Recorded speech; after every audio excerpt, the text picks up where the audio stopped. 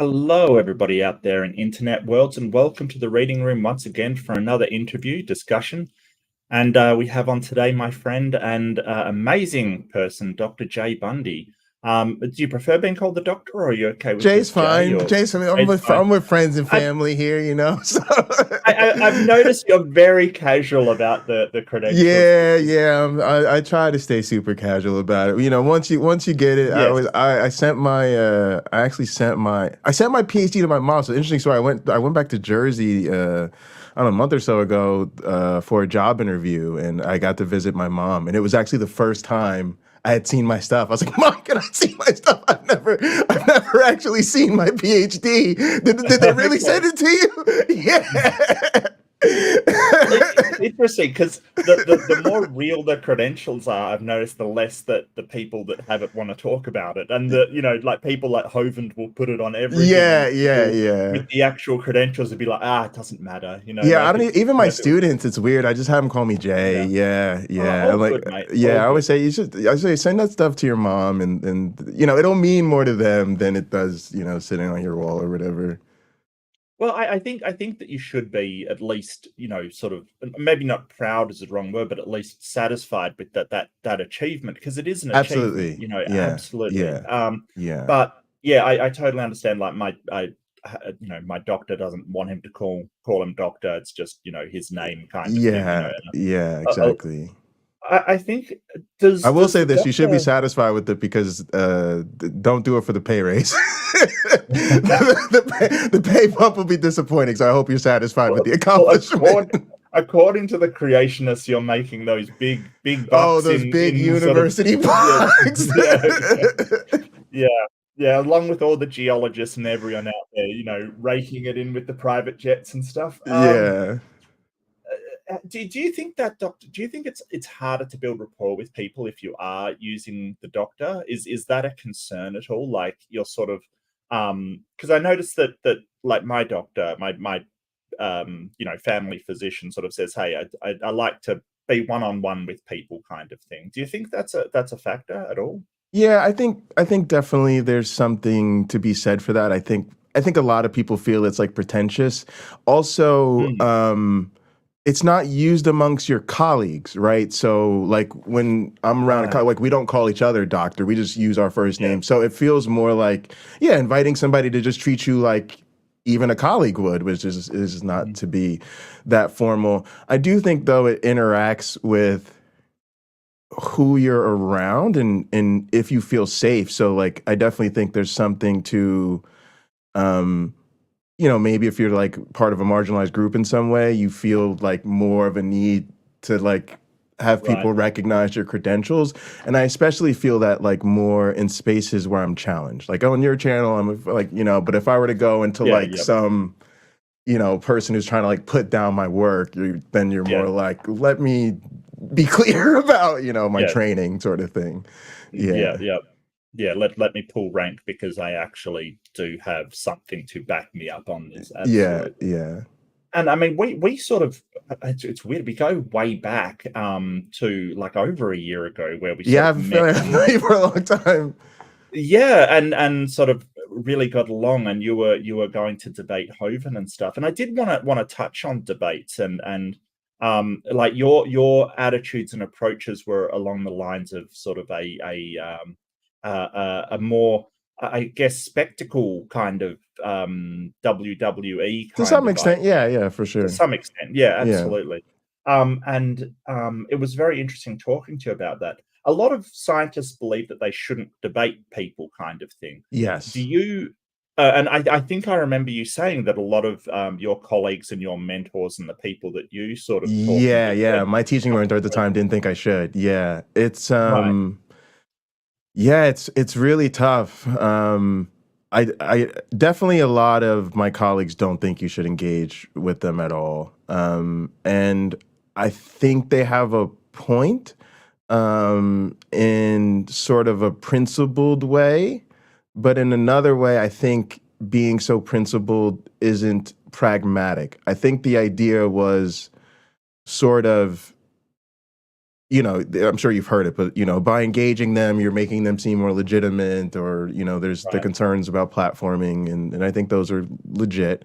Um, but I think to some extent, and it depends who you talk to, but some of them almost say it like ignore them and they'll go away type of thing.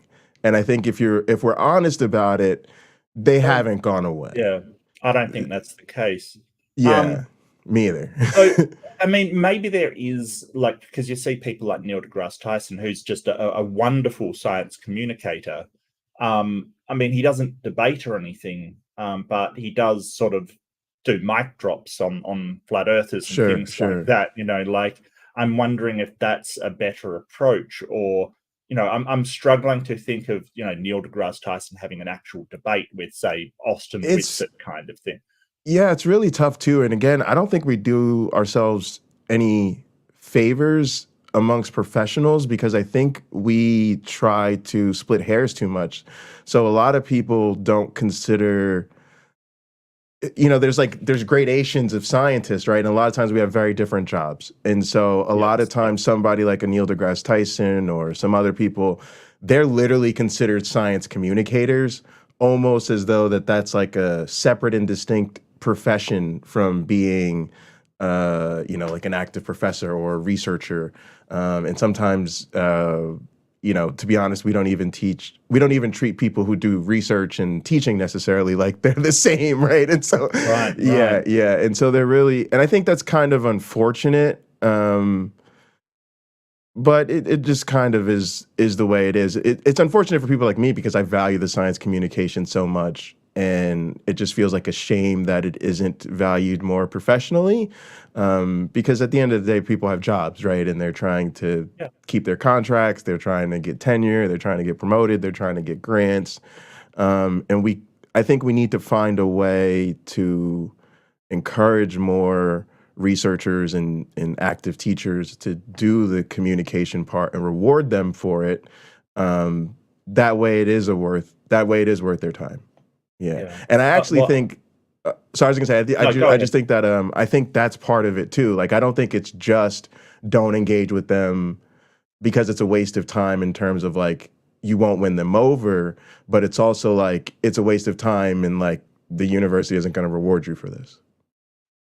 Right. Well, I think with sort of a democracy, you have to at least convince people that you're working in their best interest for the government to be able to give out grants and things like that. Or else all then you've got is corporate interests. So I think science communication, maybe not, obviously you can't communicate absolutely everything, but I think that it's important that people at least understand the benefits and the research that field is doing, so they can vote on it with an understanding of what they're actually doing out Yeah, there, yeah. rather than a lot of the times we hear from flat earthers, oh, NASA, what do they do, kind of thing. And it's like, are you joking? And like, evolution hasn't done anything for, and it's like, evolution research, what are you talking about?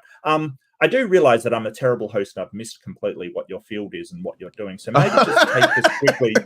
I'm assuming everybody knows you already, Jay, because you get around. So I'm assuming that. But I think for new viewers, I think maybe we should go through who you are and what you actually do, Yeah, and yeah, sort of sure, what sure. your channel is about. Yeah, yeah. So my name is Jay Bundy. I'm an experimental evolutionary biologist. It's a fancy way of saying I'm an evolutionary biologist, but that I primarily do experiments that test evolutionary theory. Actually, I do most of my work with what are called digital organisms.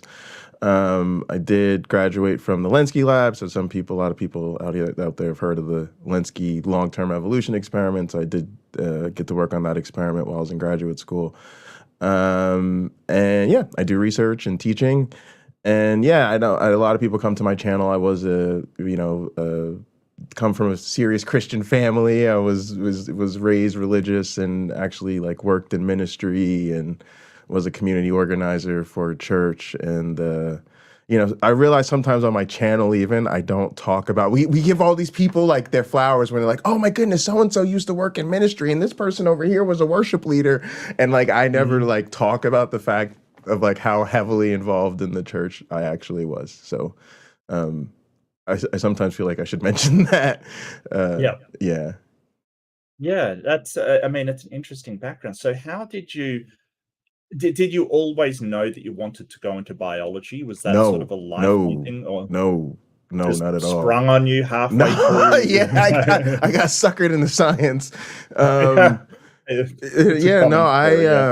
well, I'm a worship musician. I'm a drummer. I shouldn't say I'm a worship. I'm a drummer. I've been involved Mm, in worship ministry most of my life. Most of my family is, and so I do drums and I also do sound, like recording, mixing, all that type of stuff.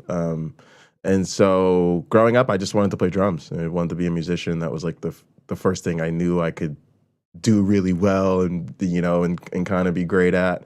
And I ended up going to Penn State on an academic scholarship. I was actually only applying to like a couple different music programs, and I had friends who told me you need to apply to Penn State because you're graduating from a Pennsylvania high school, like you sure. just should. It's like you Yeah. should do it. And I did, and then they like recruited me. And so that was the Mm, first kind of like hard right, because I was planning to go to school for music, and then I ended up at like this huge university and literally had no idea what to do. Like they didn't have a jazz music program, so I wasn't going to do music, and I didn't know what to do. So I was going to go to law school and become a dating coach.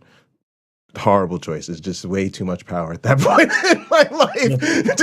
right. Just really didn't have my head on straight. But that's what I wanted to do. And so I ended up reading a lot about sort of human biology and human evolution because I was just trying to understand human beings from like the perspective of a predictable system, literally. And so I ended up reading a lot that had to do with evolution, and I didn't really realize that that's what I was doing at all. Um, and I got involved with the sociology program. I was a TA for a class called the Sociology of Race, and I was a facilitator. So I knew I was like really into sociology, thought I was really into sociology and psychology. I took some time off, and one of my mentors, my advisor, said, "When you come back, I want you to take a course in evolutionary biology." And my actual response was, "Have I ever said the word biology to you?" Like I was offended. Like I was like, "I Right. thought you knew me. I thought we were friends." Like, why would you say that to me? But I took a class called Sex and Evolution. I really liked it. Yep. The professor started talking about all these people I had been reading, and so I met with him. He like he gave me a bunch of papers to read. Like I didn't even know at that point that like Mm, scientists wrote papers. Like I thought scientists wrote books, right? And so it was weird to me yeah. that I was like, oh, like I'm into this stuff, and then he was like, yeah, read these papers. Yeah. What So the I hell are started, these things? yeah, Yeah. Yeah, I must admit there's something about papers that is, I don't know. I mean, some are difficult to read, but it's the lack of any kind of superficialness of it. Like they cut straight to the heart of the matter. yes, yes. Books explain things in analogies and sort of so we can understand them, but there's something about papers, in my opinion, that are just no nonsense whatsoever. Yeah, and most And scientists don't write books, at least in right, the hard STEM fields. And if they do, yeah, it's usually like a textbook for a class. Like my professor had written one of those, and all, or later in your career, kind of a retrospective. You want to share everything you learned over your career yep, with the public. But yeah, so that was my introduction to papers, and then I volunteered in the lab, and so I just kind of, and that was biological anthropology. So then I thought that I really did like doing the research, and I thought I'd do that because I was going to study like sexual selection in humans and human mating systems and all this type of stuff.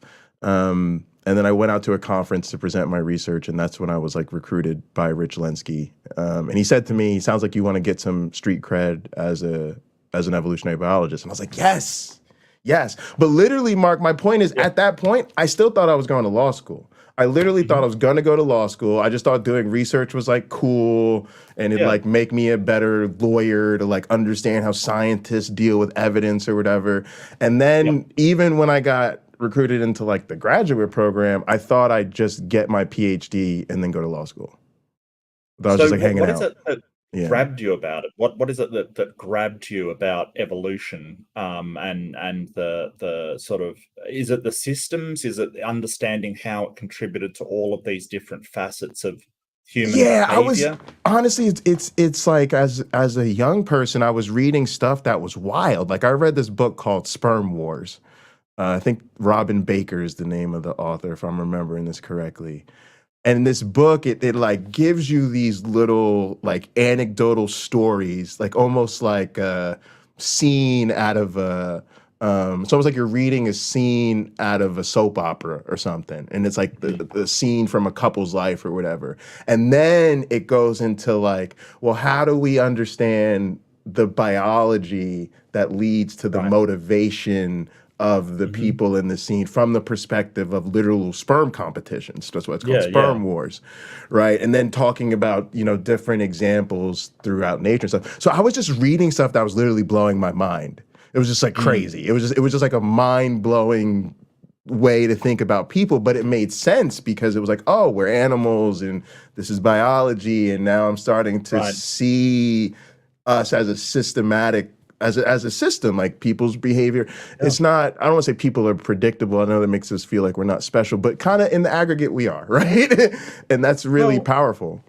I think there's a lot of our behavior that is sort of ruled by sort of evolutionary hangover, if you will. Like we kind of think ourselves as doing this and doing that, just sort of, we've got Yes. our own control over our own life, and a lot of it is these reactions that we have to danger, say, or to our wants and our desires. A lot of it is based upon what our, we want to be safe, and we want to be, all these things, and that's evolutionarily based, and unless I'm Right. incorrect, it absolutely is. But I just going to pause for 1 second and Sure, sort of sure. go through. So everybody's been hitting me with the readership. So Robin gifted a readership. Thank you so much. It hit Oh, that's Captain Butt. awesome. Congratulations, Captain. Captain, my Captain. Winner, winner, chicken dinner. Go for it. We've got Yahooligan gifted a readership to Zach B. Hancock. Thank you so much, Yahooligan. Big supporter of the channel and a really nice guy. Thanks so much. And yeah, apart from that, we've got a comment by Yahooligan. I will get to the questions at the end. Al's got a question, but I'll get to it at the end. Save that for the end. Yahooligan, this message took 7 months to compose. Yes, yes, it did. Actually, I should be showing this. Where's my uh I'm just out of sorts at the moment. This message took 7 months. Yeah, it sure did. It sure did, mate. Thank you. That's Um, awesome.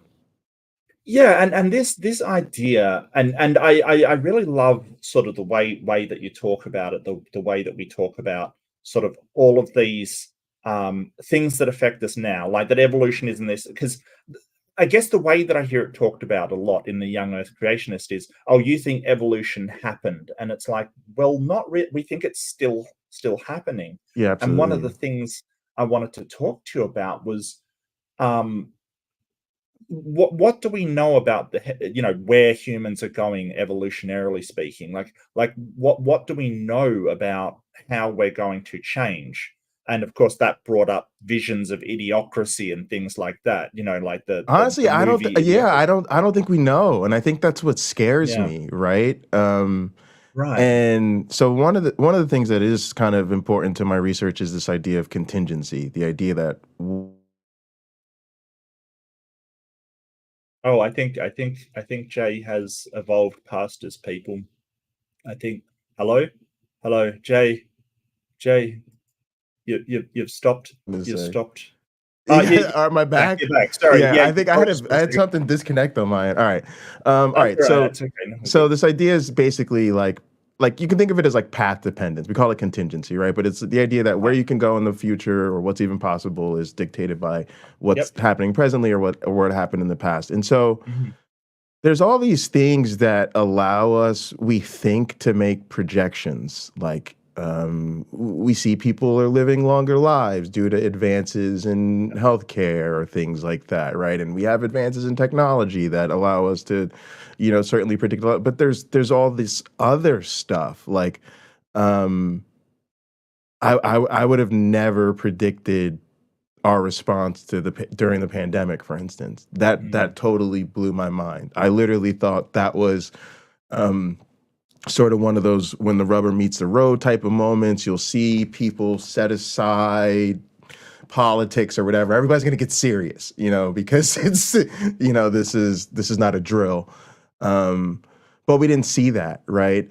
And Right. so I just think there's all of these things that are constantly happening as, world events around us are unfolding. And I think their trajectory changing, but I think their trajectory changing in ways that are perhaps very unpredictable. Well, I think the response, I think some people took it seriously and some people didn't. And I presume you're talking about the people that didn't, which there are a lot more people in your country than mine that didn't take it seriously, because in mine we had very little sort of compared to the US. I think that the rates of death were incredibly small. And I think I said to my wife, like, if this was a trial for a much more virulent and deadly disease, we kind of failed it, and that is scary because do you think that was a good response from your country? No, no, I think it was terrible. Um, Right, right, and what surprised me, and I don't want to get too into it, but I guess my main point is that when these type of things happen, I think their trajectory changing. Like I said, I just think they're surprises, and we don't know. Like I don't. You can't put the genie back in the bottle. Once they right, happen and we go this way. For instance, now we might be living with that particular virus forever, right? right. And that could have knocked time. Actually, people have predicted that knocked time off the life expectancy of most of us, right? And so I Mhm. think if you would have predicted, like, okay, maybe it's predictable that something like this would happen, right? Because viruses emerge and da da da da da. If you would have said something like, well, it could happen and it could shut the world down real quick, but we could actually have this really pretty rapid response, and we could get things, sort Right. of dealt with rather, expediently. Mhm. That would have sort of predicted a certain way of handling it and certain consequences. But then the fact that we could do that, but couldn't predict the lack of uptake or the lack of policy Mhm. supporting the uptake meant, whoop, we changed course, and who knows, maybe now there's more of these to come later, right? Or just even the ways we deal with conflict, right? There's so much conflict going Yeah. on in the world that to me is like boggling my mind, but it really, some of this stuff could really change the geopolitical landscape in ways that I think are thoroughly. So that's something I like about evolution, right? I think that's part of the uniqueness of evolution as a science is it's um mechanistic, like so many of the other sciences, the physics, the chemistry, in the ways that we like, but it's also a science of history, and it's also a science of chance and randomness, right? And Mhm. so I think when you understand evolution, like I don't even say more comprehensive, because I think that needs to be more worked into the basics. And I think as we're improving evolution education, we are working that Mhm. more and more into the basics. Like, but that's probably for people who are going to go through high school biology, Yep. in the last Yeah. 5 or 10 years or going forward, rather than 20, 30 years ago. um and so I think that's part of the appreciation that will come from it, is that we really can't really take anything for granted. We're always playing with a live ball, Yeah. and we could always make the wrong decision, and there might not be any undo button, and I think that people Mm. really coming to an understanding, like a deep, deep understanding of that, would, uh, I think, fundamentally change the way people see biology. Yeah. Right, right. And this idea of and sort of the way that people are going, we've seemed to be having tribalism sort of. Do you think that is an evolutionary thing that we constantly fight among ourselves? I could see how that would be beneficial maybe for tribalistic systems in the short term, but I don't see how it's beneficial in the long term. Does Is that something that has to change, or do you think that's something that sort of is a like one what I said hangover from evolution, like it's just something that's never Yeah, I going mean, to I change? definitely wouldn't call it a hangover because I definitely think it's part of who we are. And I definitely think that it's part of I think it's complicated, right? But I'll definitely speak to some of the things I think um go into the consideration. So um one thing is, yeah, I think there's different levels of, there's like what might be in my best interest versus yours, right? But Yeah. we could take that to different groups, be it my neighborhood versus your neighborhood, my group Mm. of friends versus your group of friends, my profession versus yours, my country Right. versus yours, right? And so Mm. all those different levels are places where there could be a lot of conflict. And that Mm. conflict might make sense in terms of there's this patch of resources and only one of us can control it type of thing. Yeah. Um, there's also a way, though, that conflict is part of cooperation. Like, I think part of what we see, even in the entrenchment of conflict, in other words, people becoming really serious about conflict and saying, nope, I'm not budging on this. Part of Mm. that, I think, that is they're actually trying to drive cooperation at higher levels. We're Right. trying to really say, I actually want everybody to be together. But from my Mm. perspective, it's really important that if everybody's going to be together, we got to move this way. So Right. I seem like I'm at war with those people, and maybe I am, right? Maybe I'm like, these are my Mm. opponents, and we're really going at each other, and that's just the way. Like, I'm definitely up. Though it's us and them, and I'm us and that's them. Yeah. um, Yeah. but it could be, in reality, I'm hoping to change things so that we're all cooperating at a higher level Mm. in a different direction. And I'm not saying that that's what all of it is, but Yeah. I definitely think that that's part of it. And that's and Yeah. both sides see it that way, right? Yeah. Right, right. Yeah. But I think that sort of definitely you do have people that are more orientated on, well, what can I do for my people rather than, how would this system be cohesive for everybody and benefit everybody? So a lot of the sort of corporate interests, for instance, they Yes. they only care about their shareholders and their people, essentially, their group of people, Yes. whereas more socialized things are saying, well, what's best for everybody in general. So I think that yeah, that really makes sense to me. um Yeah, there's definitely a and way I'd say that the layman understanding of evolution has emphasized so much of that sort of survival of the fittest, right, right. that sort of permissiveness to just be selfish to no end, so to speak.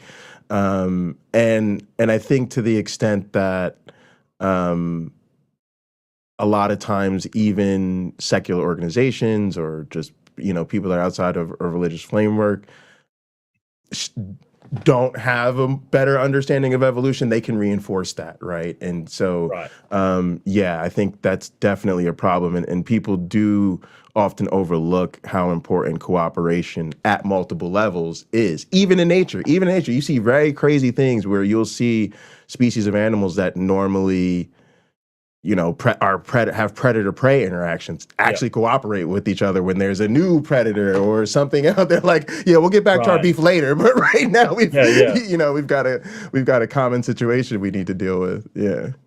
Yeah. And sort of this whole idea that when the herd's strong, the entire herd's strong, then the individuals are strong, is Yes. throughout evolution everywhere. And I think that's the biggest sign of somebody not understanding evolution when they sort of say, hey, but if evolution's true, we should all just be killing each other. And it's sort of like, Right. Right. wow, you have completely missed the point, because it's not about survival of the individual necessarily. It's about survival of the group or the species kind of thing. Um, Yes.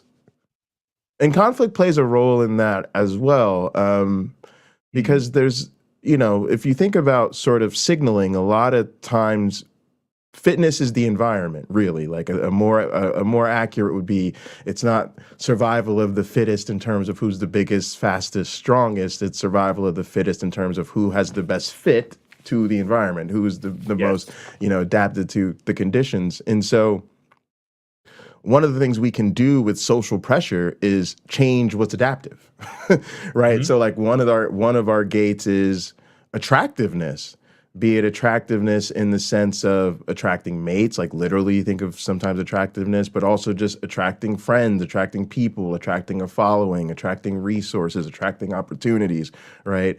And if somebody is doing something that we don't like or we think is detrimental, part of the reason we want there to be accountability for something like that is that Yeah. changes the fit to the environment. If Mhm.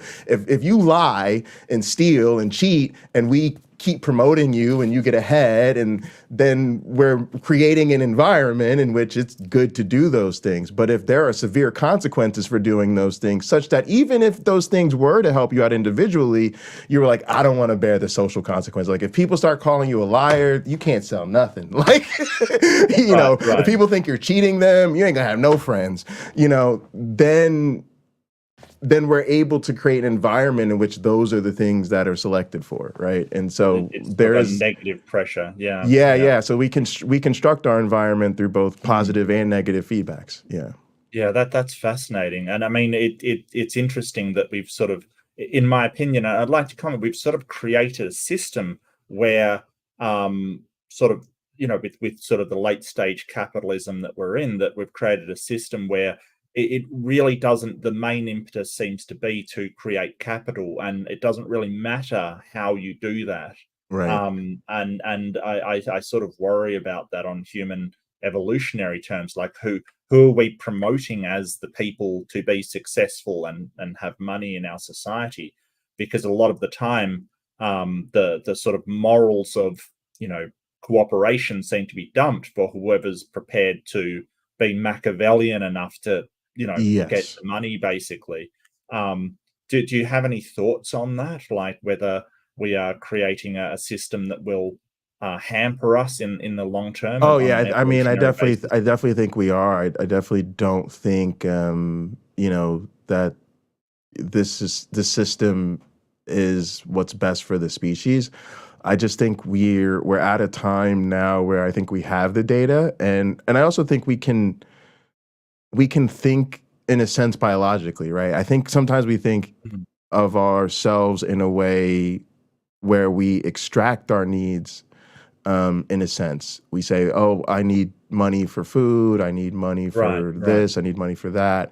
In reality, we should see that as like our material conditions. Like we're a species. Like, of course, we need food and we need right. shelter and we need Water and clothing yeah, and things like that. Yeah. absolutely. Yeah. And so I think if we started to ask ourselves, how do we get the best material living conditions for the most amount of people, we now know enough to know that this isn't it, right?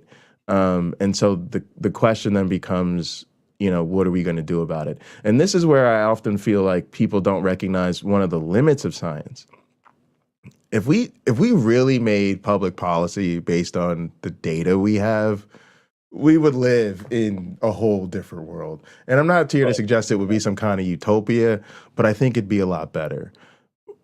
We have these we have way more data than we need on so many really important issues. We don't have the politics we need. We don't have the right leadership in place. We don't have the right policies. We don't have enough support for the right policies, right? We don't have enough agency for the average person, right? The average person has a certain moral compass and a certain, what they think is acceptable and unacceptable. But if you look at what our nations are doing or our employers are doing and things like that, it's totally out of step with most of us as individuals. And that's sort of like, again, there's a system where we lack the autonomy. We could all say, yeah, wouldn't it be better if we raised the minimum wage? And there's thousands of us compared to the dozens of managers.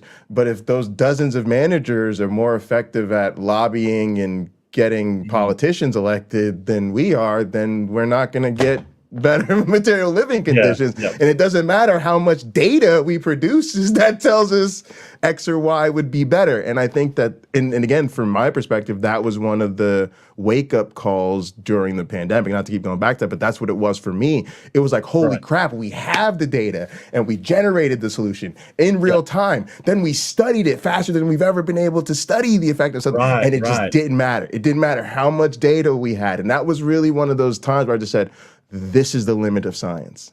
Science can produce Well, all the data, but it can't make you. It can lead the horse to water, but it can't make them drink. right, right, right. But I think, um, and I totally agree. I totally agree. It didn't have for some people, it didn't matter how much data that you presented, but like I do have to believe it. I know that that data saved lives. It Sure, sure, absolutely yeah, yeah, yeah. the amount that we poured into getting the vaccines up and running, it definitely saved lives, and we can study that and see it. So I don't, I don't see it as in vain, but I totally agree. Yeah, no, Like it's just some a people, limitation. It's not that it's in vain. It's just that there's yeah, there's yeah. more to it. There's more that we have to do than just get the data. We have to do more than just the studies.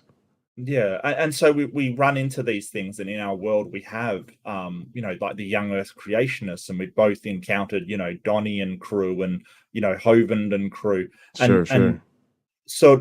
so, um, what do you do about, like, how do you get them to understand the insane amount of evidence for evolution? How do you get through to someone like that? It's, I it's don't know. tough. It's rough. And well, what do you think is the best argument for evolution, or the best evidence, basically? What can we, what's the best thing to throw out there in your opinion? I don't know. Honestly, I a lot of times I think we're so far beyond that. Um, Sure. and it's a really weird thing, especially thinking about it in the classroom and getting to sort of compare that to thinking about the research and then thinking about like what happens like in YouTube and stuff like that. And I don't want to offend people when I say this, but it really feels like both sides don't require a lot of information.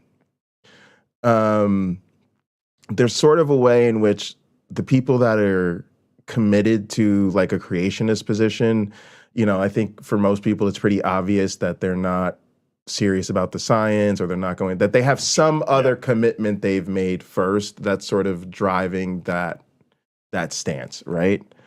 But I find that on the other side, it's also a pretty easy thing. Once a person, you know, doesn't have super conspiratorial thinking about scientists, and once they sort of accept the validity of the scientific method, it doesn't take a lot for them to accept evolution. And matter of fact, most people I don't think even have to have a very high understanding of it. Like I accept gravity. Yeah. Yeah. I let go of stuff, it drops, and scientists tell me that that's gravity. I can't tell you what the formula is. I Mhm. can't do the calculations. I don't even know what the factors go into the formula. But for most of us, once we have nothing blocking us from accepting the scientific consensus, we just accept the scientific consensus. So even like when we teach details, and sometimes we argue the validity of those details. So we'll argue, for instance, that if you're going to med school, you should really understand evolution because it'll make you a better doctor, right? And we could even Mhm. argue that it helps you understand maybe public policy, right? But all these things, we're trying to maybe get you interested, and then there's so much to learn. But you're sort of beyond acceptance at that point, if it makes any sense. Right? Right. Like it's not about, we're not trying to get you to accept it. We're just trying to get you to Yeah. understand how proteins are made, right? Like, Basics. Yeah. Yeah. yeah, Yeah. yeah. Um, and so I don't know what's the argument or piece of evidence that makes a difference, or if there even is Right. an argument or a piece of evidence that makes the difference. So much as there's seems to be something else that that determines maybe more up river or up the chain before we get to Mhm. the arguments and evidence, whether how you even feel about the different sides of it. So you think that the best way maybe is to address their distrust of the scientific world and the things being In presented to some sense, yes. Actually, when I do, have time to think deeply about this, and I can't say that it doesn't happen, because it does, right. because I'm particularly interested in the acceptance of evolution and other things like that. But yeah, that Yeah. is often what I think. I think the words I use is that there's really a problem of authority, right? They've trusted ministers and leaders and people who they really take seriously, who most of us would say aren't qualified, don't know what they're talking about, and a lot of times are just outright lying to them, right? And Mm, then there's these other people who, have done the work and have the training, and they've produced, again, yep. like, a lot of evidence, and they just don't buy it. They don't Mm, take those people's efforts even seriously, or to be well intentioned. And so that mm, seems to be the bigger problem. Like, I could tell you, I could teach you anything. I could teach you everything out of a biology textbook, but if you come into the classroom and you think I have an agenda, and that I'm evil, right. and that everything that I put in this book was also written by people with a similar evil agenda, it doesn't matter how good the information in the book Right, is, right. And it right? doesn't Like, matter how good a teacher you and it are, doesn't matter how good of a yeah, teacher I am. yeah. Yeah, and I think that that's actually, definitely what's happening a lot, and it's really unfortunate. Is it to do with sort of a lot of the time, I think that those people, they all of their needs, and I've sort of recently I've been reading up against about sort of Maslow's hierarchy of needs, and how that sort of Mm, psychologically we need certain things to be well humans, like safety and security, and like the ones you mentioned, food and water and stuff. But what I've sort of played with recently is a lot of these things of safety and things, they do come from their congregation or their religious group kind of thing, that need for acceptance, that need for um, you know um, um,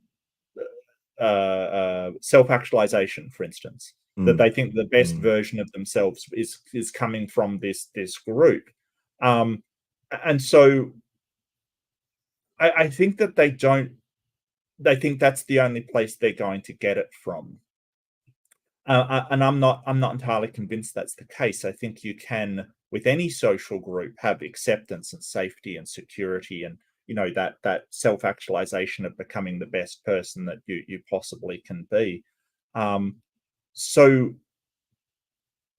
I'm not sure, but I think that maybe it has to be pointed out sort of how much science has done for humanity, as opposed to, say, religions, for instance.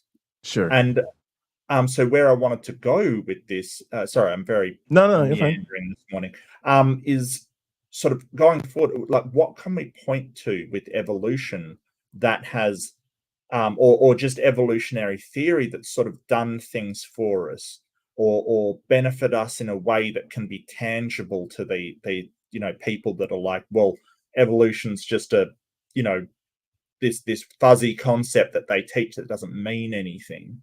Is there anything that we can point to that is like, well, here is a tangible thing that studying the theory has either gained us knowledge of, or somehow we've implemented in some way to provide a benefit for society? Yeah, I think, you know, what we teach people now is that evolution is the core of all of modern biology. And that's not like hyperbole. That's the literal language we use. Evolution is the core of modern biology. So in a sense, we teach students that it's at the base, and everything in biology springs from that. So if you think, like, understand, if you think the sweet smell of flowers is great, well, it takes evolution to understand where those smells come from, how those smells are related to other things, how that smell interacts with pollinators or whatever, right? Like all of those things. I like tangible things like vaccines. We Yeah, had to yeah. sequence the genomes and understand the evolutionary relationships to make even just the profoundness of animal testing. To be honest, it's kind of an area that can get ugly, and you definitely have to be careful with the ethics when you're dealing with animals, right? But Sure. our ability to like think we have a revolutionary treatment to a serious disease, recognize that something like a mouse shares enough of our biochemistry and like lived reality on this planet that they have the same ailments. And so Mm. then we can like test the drugs and stuff in these animal models, oftentimes perfect them or get them a lot better, right? Get them a lot closer to prime time, Yeah. and then safely transfer them to humans. And they work. That's crazy. Mm. And if it wasn't for understanding evolutionary relationships, that would not be possible. We'd not be able to use this other species as a model for and have it work like that. That's Well, the insane. argument I've heard against that is, well, God created the mice to be similar so we could have something to test on, kind of thing, which seems really, really wacky. But if that's the case, and this is my thought, if that's the case, then why didn't he make it work on a mouse exactly the same as a human? Like, why stop at Yeah, mice have certain limitations, and then we go to human trials because mice aren't humans, and there can be some different interactions of these things on yeah.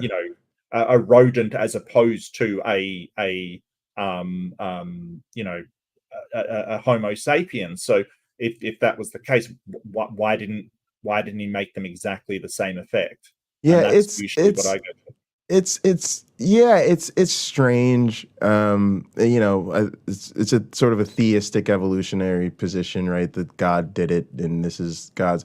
And I find it to be at once the most impressive and unimpressive explanation of things. And so I want to be fair. Like, I was impressed with it when I was a Christian. When I was a Christian, I went to Catholic school. We were kind of taught theology in theology class. We were actually taught that like Genesis and all that stuff was a creation narrative. We were taught that this is our Yeah, traditional creation myth. What you learn in biology, oh, that's the natural history of what actually went down. And right, so they don't quite tell you, but when you read between the lines, it's like this is the story, and then the theology is the story, the biology is how God did it, right?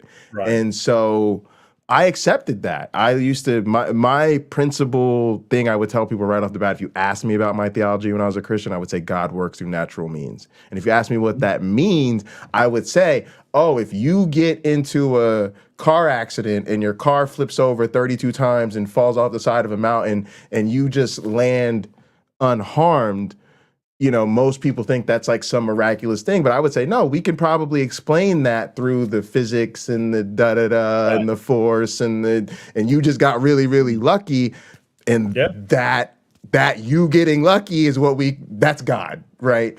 And Right. once I sort of matured in my scientific thinking, I came to this idea. I came to this realization that I was effectively saying that God worked as though God doesn't work.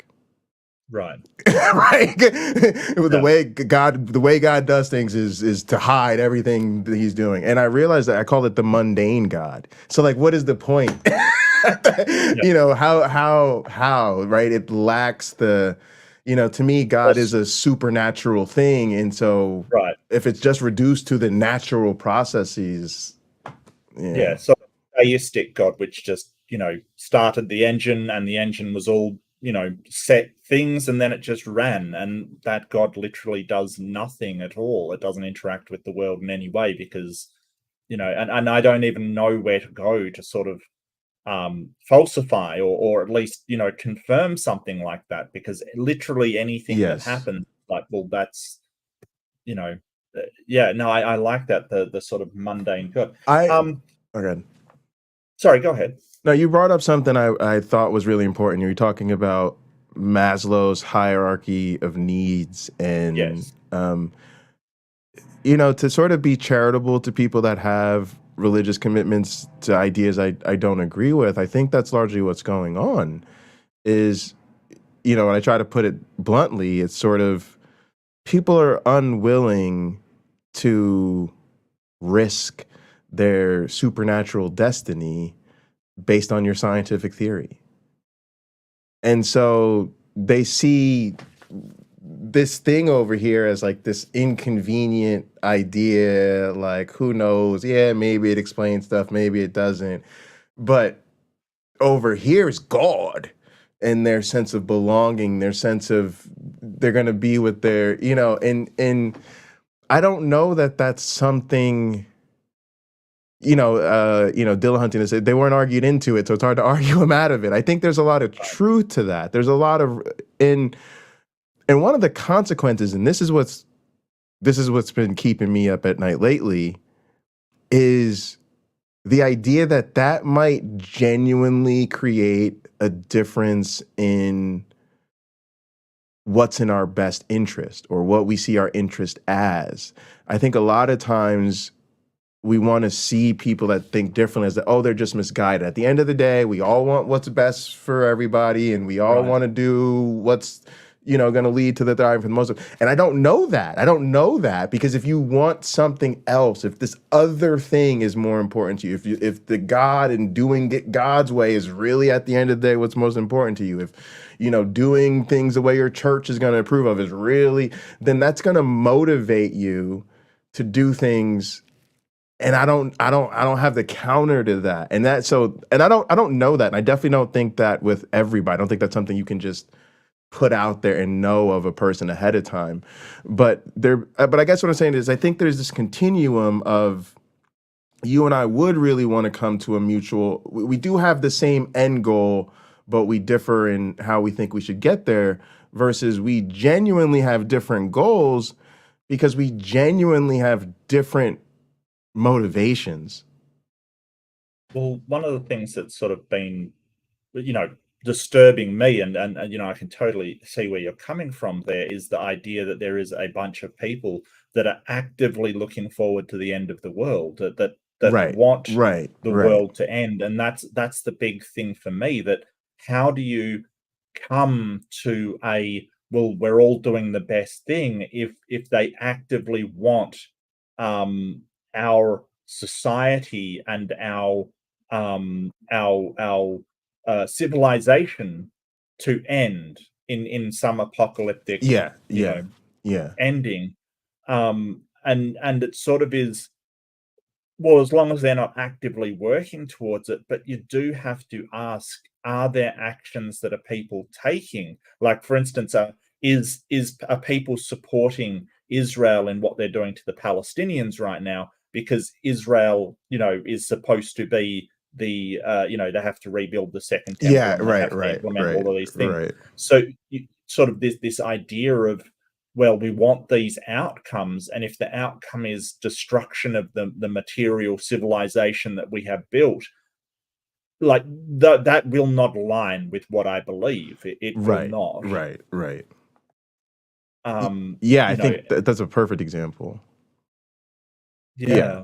it's one of the ones I had in mind. Yeah, I think that's yeah, it's a really tough thing to deal with, especially because so many of like so let's say like the Americans that are taking that side of things or Right, right. um and doing so from a high level, they'll tell you Mm, that. They will say, I yeah, support this and I do so because my Bible tells me this and I want that. yes. Right. Or like I was telling a friend of mine, I went to visit the State House in Michigan, and my friend took me into the Speaker of the House's office, and they had an Israeli flag next to the American flag. And that just boggled my mind because you're like, this is the capital of the state of Michigan in the United States of America. Why would you fly? That's just crazy. It just seemed like, wow, like they're really deeply committed to Mm, this, right? And And you're just like, I can't get with that. And then, yeah, there's a number of other examples, right? Mhm. We're having to try to cooperate with people who don't necessarily share our vision of what we're working towards. Well, I mean, it's not. It's definitely not all Christians. Or No, no, no, no, most no, Christians are sort no, of like, no. you know, it will happen, but we want to work towards it like it's not. And so, okay, well, I can get on board with that as long as you are on board with the science and as long as you're on board with preserving civilization. But really, we're talking about a certain segment that kind of are not. They really are looking forward to this end of the world and are actively trying to make it happen, as far as I can see, and it's sort of very horrifying. Yeah. Oh Um, well, good. well, I just wanted to ask, like, is that something that in your church was a big thing, like the look at, because Catholicism usually doesn't go for that kind of thing, sort of Yeah, the I always had a weird.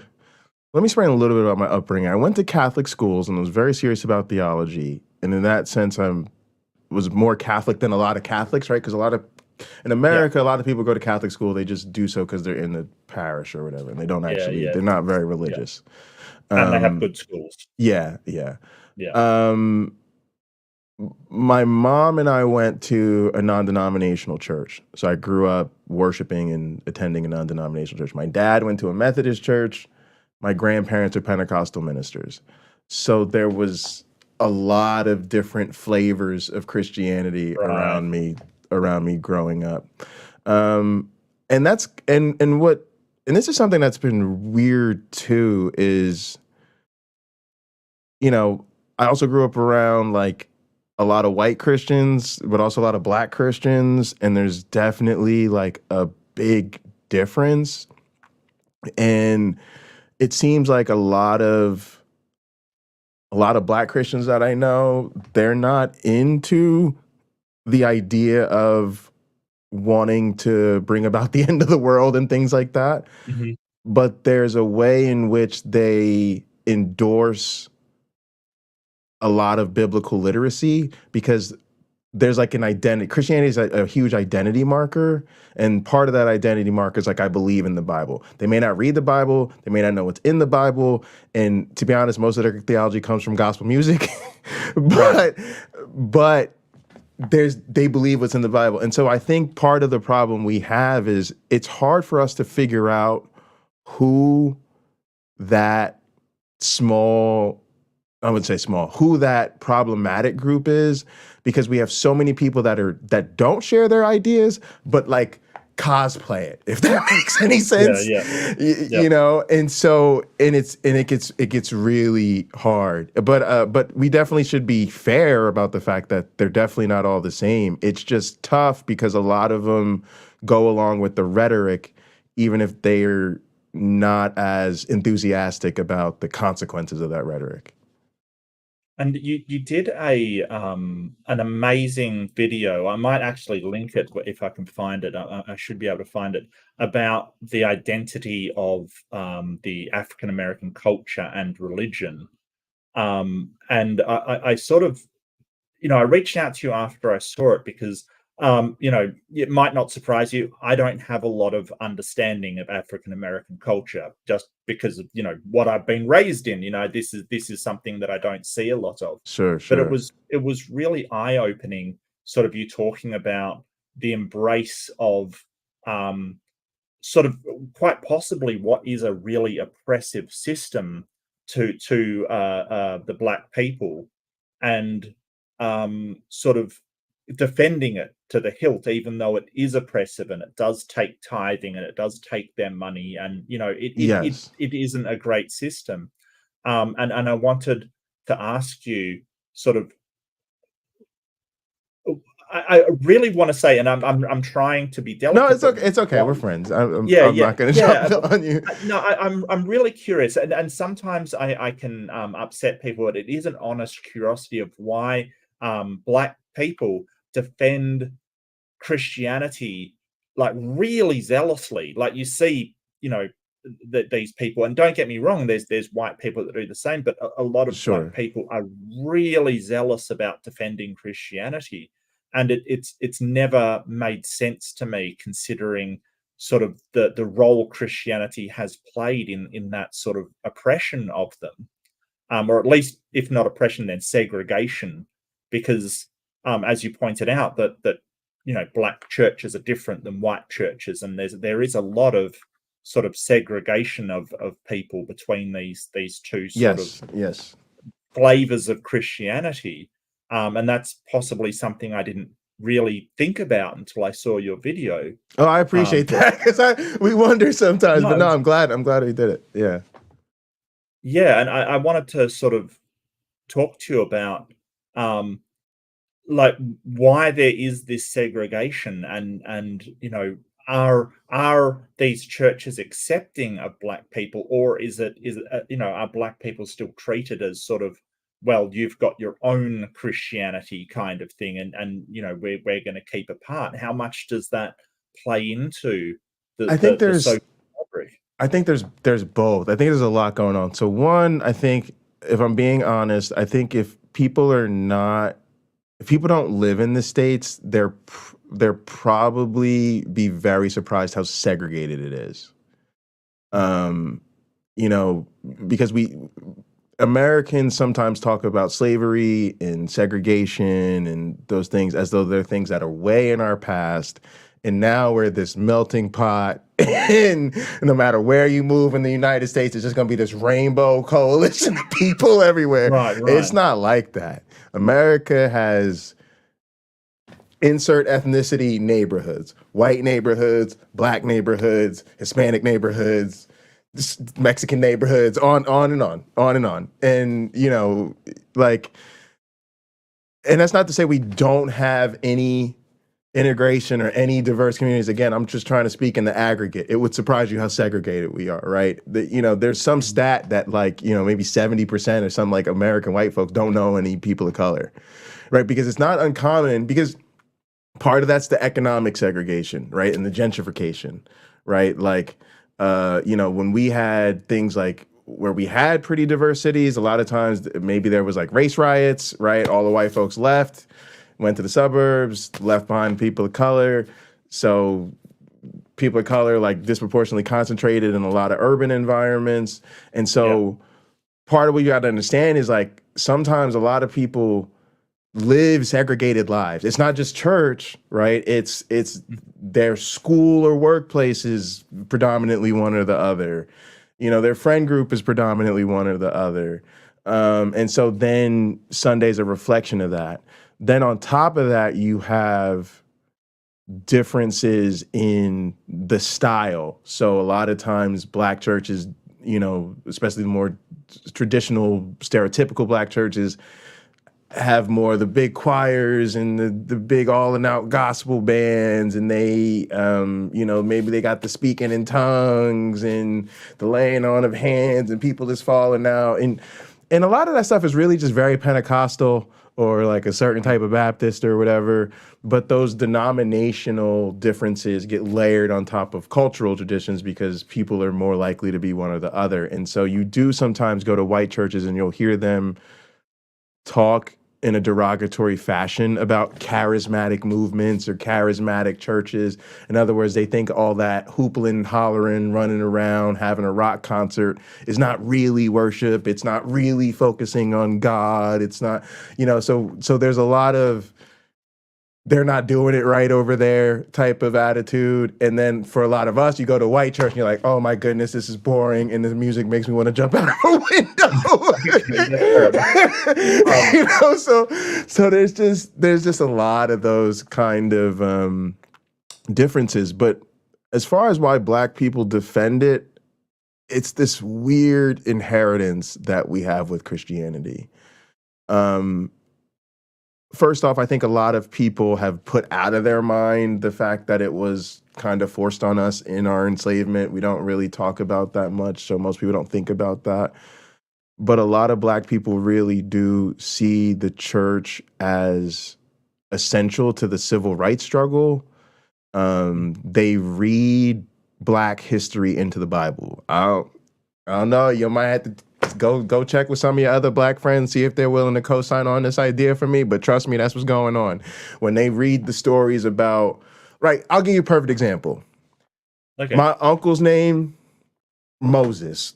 My grandfather, who's a bishop, Moses. His father, who's also a bishop, Moses. Do you see what I'm saying? Why would you name all these Black people Moses? Because when they see that Moses went and challenged Pharaoh to let my people go and all that, they read in American Black struggle into the Bible, right? And so the Bible becomes a story of how Jesus really wanted to set us free and da da da da da. There's also a way in which people have been left destitute. The entire history of Black people in this country has always been the bottom of the social ladder. First with slavery, then with segregation, now with the new Jim Crow and systematic racism or whatever. Even if it gets better, we're still at the bottom. And so voter suppression, and so people don't have agency. They don't feel power. So that idea of a celestial father who could never be a deadbeat or abusive parent, and even though, again, the book says something different, but that's what they read into the book, right? And the idea that our lives might be rough. We might not have a lot. We might not be able to afford to go on luxury vacations and have summer homes and all of this stuff, but there's a mansion in the sky waiting for us for soldiering on. So it definitely gets built a lot into people's sense of resilience, people's sense of community, people's sense of strength. Also, Well, there's go ahead. Totally understand that, but a lot of that seems like sort of coping with the intense struggles, and I don't mean coping as in negative, like kind sure. of thing. No, that's how I would describe it. Yeah, no, I think that's accurate. People have coping mechanisms. We all have things that we do when we are in a bad place and we need to cope with something. And that may vary from person to person. You might whack away on the drums. I might sort of isolate myself and play a game or something like, right. We all have these coping mechanisms. So it sounds like that's sort of a coping to the vast inequities that have been forced upon a people to say, well, it's going to be fair in the end, and sort of it to me that's kind of horrific, that you're sort of promising. It is. Well, after you, I know it's not fair now, but after you die, it's all going to be fair. I find that, why can't we just make it fair now? And that's the struggle for Black atheists. The struggle for Black atheists is we you love your people. You don't want to take anything from them that's helping them get by. But at the same time, after all we've been through, the very last thing we need is false hope. The very last thing we need is absentee promises. The very last thing we need is, this thing that, and so that's why it's really tough. I wanted to throw a couple other things on there. One is Black folks take the religion very seriously, and as a result, they take the culture with it very seriously. So, for instance, my dad, who I don't think is religious at all, has this image in his house, in his bathroom. I hate it, and it's like a Bible with a gun sitting on top of it, and there's like a quote beneath it or something that says like "the choice is yours" or something like that. But it infers that like you can choose that street life and thug it out, right? The gun, or you could be a good Black person and be a man of God, right? And again, I don't think my dad is even religious. It's probably just somebody gave him and he put up. Right. But there's this very much this way in which when we talk about the problems in Black communities and people talk about crime and violence and gangs and drugs and prostitution and on and on and on, all the demons, to stay away from the Black community, all these things are going to eat you up. Black people have internalized that the way to not have those things take over your life, the way to resist those things is religion. Right. And so people very much associate their religiosity with why they're not in the streets or why they haven't fallen victim to these things. And so that's very much part of it's toxic as hell, but that's very much in our cultural narrative. And I hate to say this too, like class gets piled on top of that. So Hmm. a lot of times you have like upwardly mobile black people who are super religious Christian. Maybe there's some discipline and stuff in there. They get educated, whatever, Hmm. and there's upward mobility. Then there's like they look down upon like kind of hood or like ghetto black people that are caught up in the riffraff, maybe running the streets and stuff like that, right? And Hmm. so being blessed kind of comes with it. Like there's a certain degree to which those lifestyle changes are associated with upward mobility. And so being clean, living a good life, there's benefits, there's social praises and all this stuff that come with those things. And it adds this extra layer, right? There's this extra layer of to be a good, that's why I brought up that image. That's the image Right. in most people's minds. It's either you choosing the gun and the gangs and the drugs or you choose the Bible, right? And Right. there's no in between, right? That's just the dichotomy that a lot of us are raised with. It's either the street or the church. Um, and then a lot of anti-blackness gets built into that. Yeah. Yeah, so that's obviously a false dichotomy because we know plenty of black people that are good people that are atheists. We've met them all. We've Yes. interacted with them. It's Yes. yeah, that's a horrible. Um, do you think that's by design to keep people in religion? Like if you leave religion, you're going to go to the streets. Do you think that's by design, or do you think that's just a consequence of the a product of the culture? I kind of think it's a combination. I think it's a thing people have lived, right? There's people who will tell you, I know preachers who used to be gangbangers. Yeah. That story's very attractive. Like it's very difficult to deny somebody who says, I was out running the streets, doing this and that. I did time in prison, da da da da da. But I met some good people. They turned my life around. I left the drugs alone. I married a good woman. Now I'm a leader in the community. All this type of stuff. So those Yeah. narratives are very powerful to people, um, and I think there's a sense of superiority that comes with a lot of it because again, you're sort of denigrating the street life and you're denigrating all of those things. A lot of times you're denigrating things like, unfortunately, like the LGBT community and stuff like that. Yeah. And Yeah. there's a sense of chest beating that a lot of Christians do. There's a lot of pride. Also, a lot of people, they don't have a lot else. They might not feel super accomplished in their work. They might not feel super talented or special in any way, but a lot of times, just being a nice Christian who celebrates your godly identity, you get a lot of friends, people invite you to things, everybody's like, oh, that's brother so and so, that's a great guy, great guy. So oh, he's awesome. We invite him to everything. He can come anywhere he wants to, you know.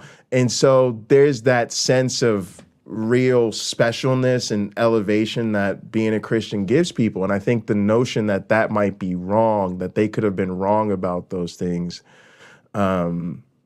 that's tough. It's just a tough pill to swallow. And that's what I mean why there's so much else that these are all needs that to a lot of people supersede scientific theories or scientific evidence, especially if science isn't a big part of your life to begin with.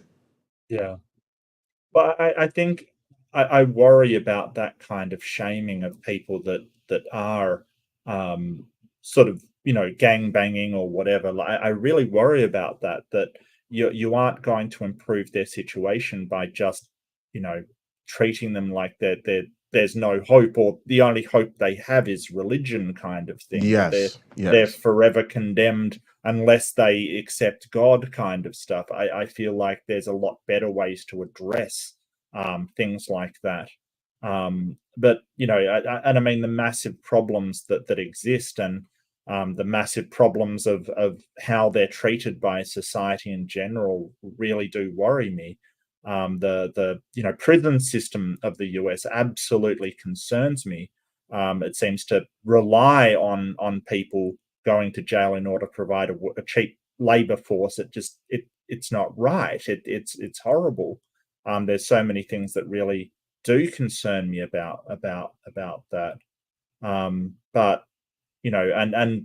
things like, well, if you're in prison and you're religious, you get a better chance of being let out because Yes, everyone yes, knows that Christians are good, and yes. it's that sort of mentality that really worries me. But that's a That perfect example, right? Because right, this is again the interaction of the upward mobility or something like that. Like if you are right, to right, go through a parole hearing, one of the things mm, that Christianity does teach people is that they're supposed to be apologetic, they're supposed to be humble, they're supposed to be ashamed of their sin. And so mm, from the perspective of the parole board, if you have somebody who's like, I've changed my ways, I've totally turned my life around, I feel terrible about the things that I did, I'm so sorry. It's like you're more likely to seem like a favorable candidate for release. Not that you can't say all those things from a non-religious perspective, but like you said, it's just right. kind of built into the expectations of the faithful, and it just becomes much easier for people to accept that from them, I would say. Yeah. Well, I think that it's a false expectation because I think that a lot of the time Christianity gives people license to do things wrong with the expectation that if you do that, you're just going to be forgiven and you don't actually have to make amends or do anything else for it. All you have to do is sort of to be sorry. And I think that actually doesn't that contribute to like a lot of recidivism, for instance, To of be where you honest, there's a element of religiosity, and I kind of see this in all people, but I do especially see it in people of color, where that almost seems to be the core of their theology. Like hmm, they're maybe not even religious, they're maybe not even the type to read the Bible or even pray, but there's a Jay-Z lyric that says we gonna sin a lot and pray to Christ forgive us. right. But there's like a only God can judge me is the core of their theology. And their Okay. idea is that people don't even understand what they've had to deal with in the world. Maybe what they've had to do just to get by. Maybe they've had to do some stuff that other people would Right. automatically think they're a terrible person. So to them, they've encapsulated them. No, only God can judge me. I've done what I had to do. I've done what I needed to do, and maybe only God can understand that, right? And so Mhm. this a person literally they don't never pray, they don't never go to church, they never go catch them listening to gospel music, no none of that. But that idea is important to them again as a coping mechanism Mm. prior to sleep at night. Yeah. Yeah, absolutely. Um, and I did have one other question and again I'm really curious and I don't mean offense to anybody. What I was thinking of last night is the way that we define, and so this ties into evolution as well. Like, why do we define race the way that we do? Like it to me, I mostly see it as just a social construct and a product of culture. Like there's almost no difference between you and me, Jay, sort of genetically kind of thing. Sure, We're sure. almost, there's more variation within, say, Australians than there is between you and me. Right, It's sort of right. and what I sort of wondered is why do we sort of go, well, that person's white, and if they have, say, a white father and a black mother, for instance, they're black instead of white. Why is that this? And I was thinking about it, and it seems like to me that there's this purity idea that you are white until you get a tiny drop of black, and then you're black, kind of thing, and you can never be Well, white yeah. again. So we the issue is really racism, right? It's racism Right. that forms the problem. So when you talk about there's more variation within a population than between populations, that's why we say race is a social construct. But the issue has Yeah. been racism, and the need to create hierarchies that black people are at the bottom of. And once you do that, then blackness is associated with You just don't want it. And there really were purity laws in this country. Some of the not one drop rule, right? Before we did all this genetic testing, but the idea was like, if you had even a drop of Negro blood, then you were no longer, Right. exactly like you said, you were no longer pure. Mm. And there's just, unfortunately, there's still a lot of that.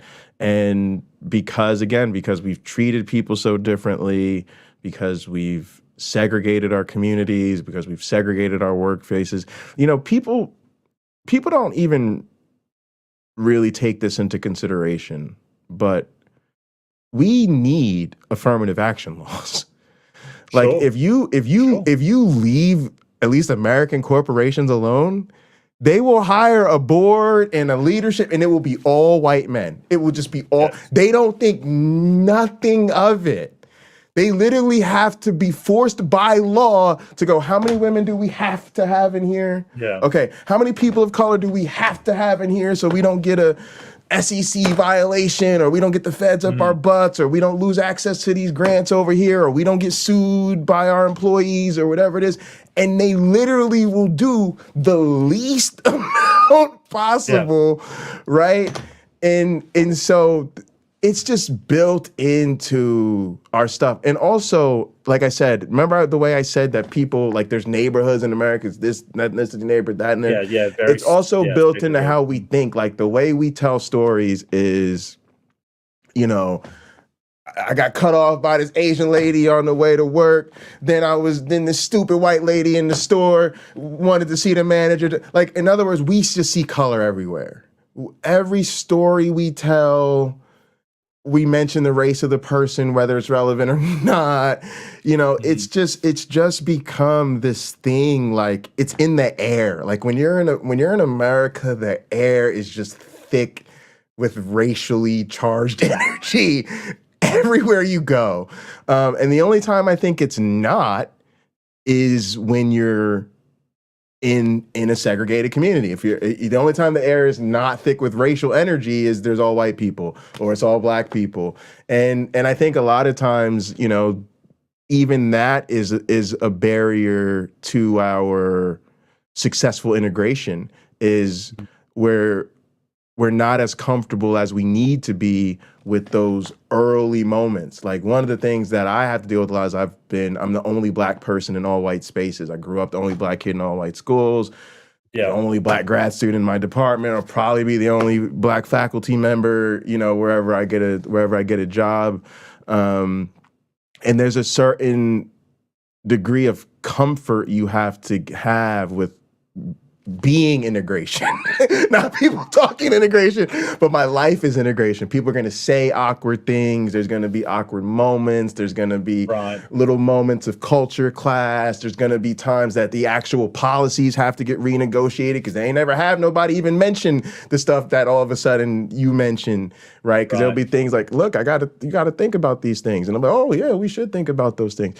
And there's a way we just have to get comfortable with that. And a lot of us are not, because we've never had to deal with it. And now think about this too. Now we're already segregated, and now they're like, they want to remove, like, there's so many school districts in so many states where they're taking away even the books. So Right. you already don't know any black kids. You already don't know any Mm. LGBTQ kids. Now they're making it so you can't even read about them.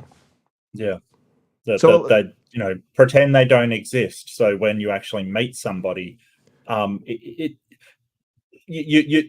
I worry that they're intrinsically going to think there's something wrong about them when, because that's all that they get at home. It's really uncomfortable and really unsettling.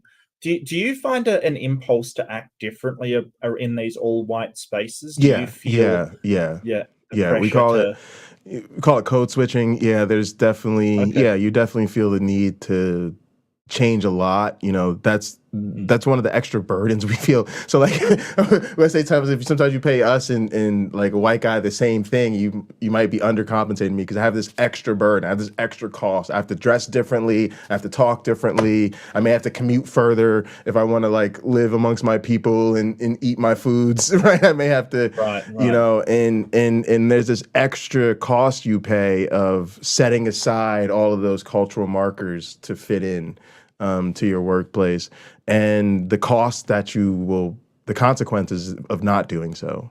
And that's a real thing we struggle with, and we find allies in there are institutions that are getting better. So, for instance, a lot of institutions are realizing that diversity really requires culture change, Yeah. such that we create an inclusive culture that respects and accepts differences rather than just increasing representation, but demanding that everybody assimilate to the dominant culture. Right. Yeah. Well, I think that diversity is so it's such a strengthening force to have different ideas and different people think about different things different ways from the cultures that they come from, and I think that having people think differently is always sort of talking from a business point of view is always really powerful, because when you are looking for innovation, um, having everybody just think the same, it's death for innovation. It's absolute death for innovation. You need people to be able to come from different cultures, come from different places. I mean, look at India. They just landed something on the moon that was incredibly cheap by all standards. They revolutionized space travel in that way because of the way that they think about how to do things, and I think it's amazing. Because space travel is incredibly expensive and Right. like reducing the cost. But then you have an Elon Musk, he's an absolute pillock, but he did revolutionize, things like reusing rockets and stuff like, Sure, different sure, people from different backgrounds sure, looking sure. at the same thing. I think that from my point of view, I think that this world, we're going to need everybody from every background working together in order to overcome the problems that we're facing. I mean, they're so huge. Why would we sort of put a whole group of people down here and ignore them when we need them? Well, we absolutely need everybody, and I don't understand it. It seems crazy to me. Yeah, I think a lot of Um, it is the narrative that they have in their heads is that you have some qualified white kid and he doesn't get into the school because there's some undeserving student of color, who's a C or yeah, D student, and they get taken instead, just to fill the diversity quota. When in reality, it's there are perfectly well qualified students that have been yeah, excluded just because they're not of a certain demographic. And what we're trying to do now is make space that they feel welcome to. Um, and yeah, again, that's how, and we should see that as a strength, and we should also see it as a strength that people have overcome those challenges. So in biology, one of those things we talk about is the handicap principle. And so just imagine two people about the same size, same height, same whatevers. They run a race, say it's a 100-meter dash, and they finish with the same exact time. So for the most right, of us, we would be equally impressed. We say that an equally impressive sure, performance. They ran the sure, same distance in the same amount of time. Now, if I told you one of them actually had a backpack on with a 50-pound weight in it, now all of a sudden you're probably a little bit more impressed with the person, even though they ran the same time. But the person who yeah, had the 50-pound weight on their back, that's impressive, right? Because they were carrying this extra burden. And that's what sometimes gets missed in the conversation about diversity, is that a lot of times, people come from marginalized populations or groups. yeah, They're in, they're just as qualified, and they overcame a physical disability, or they overcame, coming from a different part of mm, the world, and English is actually their second language, but they still write just as well as all the other yeah. students, right? And we should be going, wow, that's actually impressive, and we just, unfortunately, people have been taught to demonize diversity rather than to celebrate it. I don't know, the area that I live in, that I like it. There's sort of a lot of people from India originally around, and a lot of people from Africa. Like there's just tons of different people, and I don't I don't see the problem, and I really like it. I mean, there's such you get Asian restaurants because there's a lot of Chinese people around the area, Sure, and you sure. get all of these different cultures. You get Indian restaurants, and just you know I mean, I know I'm sort of making it shallow, but in that way, it's sort of I like the melding of cultures because it's just it makes things more vibrant and you know more varied. Like I don't understand why I would want to go to the white bread sandwich bar every single day. Yeah, Like that yeah, seems crazy. Yes, and people that sort of say, oh well, sort of the melting pot can't work. I think that there's a number of countries around that have absolutely proved that wrong. There's multiple people, and that's not to say there isn't stuff to work on. Absolutely, especially as far as our native Australian populations have been absolutely done yeah. We deal dirty the in same a thing major here. way. Yeah, Yeah. yeah. Yeah, absolutely. But I hope that sort of everybody can work together for the betterment of all humanity. Would you consider yourself a sort of a humanist, or what would you say that your Yeah, sort I of mean, moral stance is? I like to think I'm like a secular humanist, although I don't, I don't know, I don't know always know what the commitments are. But yeah, Yeah, no, generally speaking, I think of myself as a secular yeah. humanist. Yeah. No, if you haven't read the Humanist Manifesto, I'm sorry, we're gonna have Yeah. to boot you out. Yeah. No, no, that's totally fine. No, I get you. Where do you think that morals come from? Just vaguely, sort of. Where do you gain it? Where do you get your morals You from? know, I Where do you think get what you ought to do? I think they're weird. I think they're a combination of an inward sense of right and wrong that can develop a number of different ways, and I think they're negotiated. I think, I think if you get into a monogamous relationship with someone and you're sleeping around, that's immoral because Right, you negotiated an agreement with somebody and you violated that agreement. And it's okay to change your mind, but to me, it would have been ethical if you then renegotiated your commitment once that right, was no longer working for you. But if you're in an open relationship or a non-committed relationship, that's perfectly fine because that's what you've agreed to. Knock yourselves out. I don't think all cases of morality work that way, but I do think that's largely part of it. We've largely said it's wrong to kill people.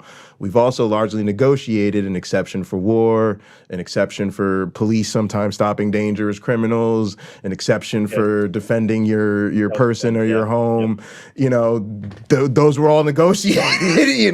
We yeah, could change our mind, right? There's some places where police are not allowed to have guns, and it's really not okay for them to kill people. It's just they've yeah, negotiated different rules around those things. There are places that don't keep standing armies. So all of those things are, and who's a soldier and who's a terrorist, right? That again, that seems to be yeah. largely negotiated. It doesn't seem to be based on an absolute standard of if you do X, Right. then Y. Well, Um, it's s- interesting that one person's freedom fighter is the other person's terrorist kind of thing. Like they yeah, are essentially the same thing when you look at it, but it depends on your perspective of whether they are fighting for what you believe in or fighting for what you don't believe in. yeah, and I'm kind of okay with that. Like in a weird sense, I do understand that sometimes I think for religious people, the idea that their morality is grounded in God is incredibly important to them, and that does the Mm, whole objective da da da da da. But for me, I just want to. I want the world to improve along the axis that I think are important, and I understand I need to try to like get people over to my way of thinking. Like this is just the way it is to me, and so it doesn't cause me a lot of angst that I don't. I don't know which philosopher laid out my moral platform for me, or it's just mhm, sort of like I have ideas about what's right and wrong, or it changes a lot. Like having, talk about knowing each other for like the last year. So over the last year or so, my thinking on so many issues has changed just because of my mm, friends, who my friends are, has changed. And so I have a much different perspective on morality because there's so many things that people have influenced me on Mm. that, what I think is acceptable or best has changed. Do you think the social contract plays into that? The idea that we sort of let people create these rules to govern us as long as they are, like we talked earlier about sort of Maslow's hierarchy of needs. We allow people to create these rules as long as they are not violating certain things like our autonomy, for instance, which is another one of the important things, or our safety and things like that. Yeah, I mean, I definitely think we do, especially in our interpersonal relationships. Where it gets tricky is there's a lot of these things where we don't necessarily consent to be governed, although we kind of just go along with it because the consequences of not doing so are usually pretty dire.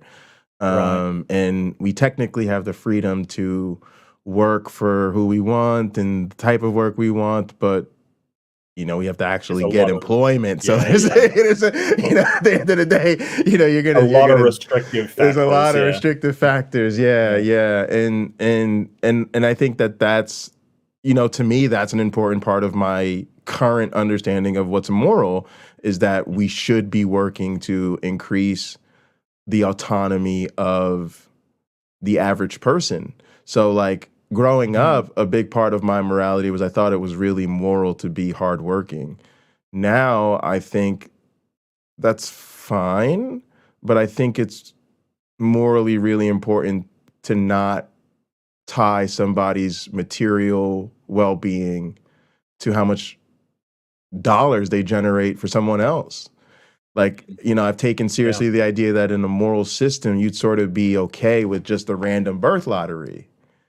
mhm, So the random birth lottery means I might be born disabled. I might be born of below average intelligence. I might be born of below average talent.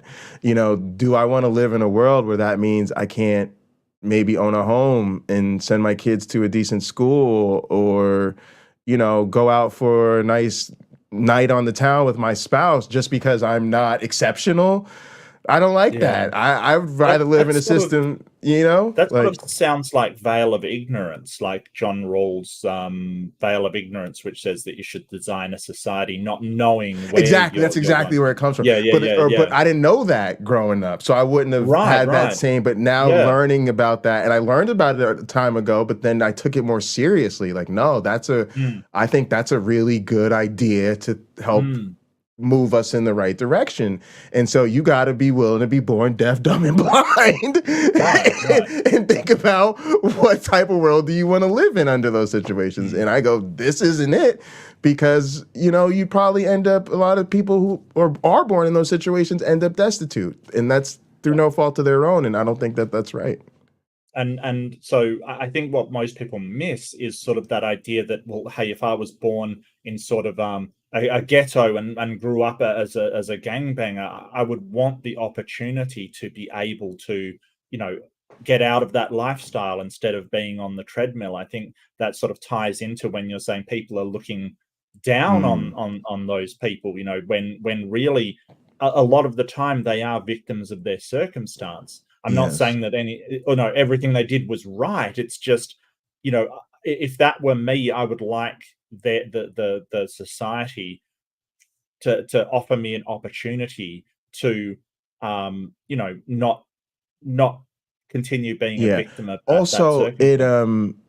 it creates a problem too, because then a lot of times you have to leave behind your community or your culture to put yourself in a better situation, and Mm, that is a problem, for like yeah, my parents generation and a lot of people. It was really about getting out of the hood, or yeah, if you were in the deep south, getting out of the backwoods, the the sticks, dirty wherever, yeah, wherever was in poverty, and a lot of times that meant moving out of a black community and into a white one. And well, now you got the problem, you're dealing with a lot more racism. Because like I used to always tell people, it's this weird thing where a lot of times, like black people, sometimes in my family who lived in more urban environments, they would make fun of me. They would treat me like I wasn't really black growing up, right? Because I would around a lot of white kids and stuff like that. right, right, yeah. But I would feel like, No. I have to deal with being black every day.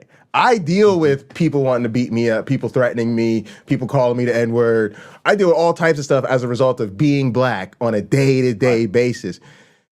I realize that that interacts with the privilege of living in the suburbs and going to a private school and all this. But one of the benefits to me, because again, I was dealing with that type of bullying and stuff. One of Yeah, the yeah. benefits to me of being in an urban environment was you went to a school where most of the people were black. Mhm. So maybe you weren't, maybe you didn't see yourself as being in the best situation, but at least you being black wasn't weird and a threat to your safety.